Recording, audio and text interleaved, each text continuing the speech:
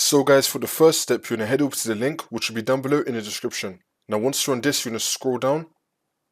We're going to be having two downloads right here, both x86 and x64. To know which one you need, you're going to head over to search and type in system information. Click on it. And now once you're on this, if you look next to system type, it's going to be telling you. So I'm on x64, so I'm going to be getting that one. So for me, I'm going to download x64.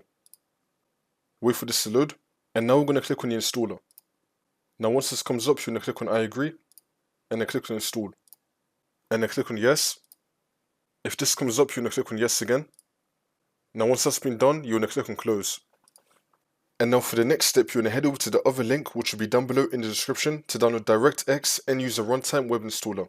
Now once you're on this, we're going to scroll down, select your language, and then click on download. Now you're going to click on the installer, and then click on yes.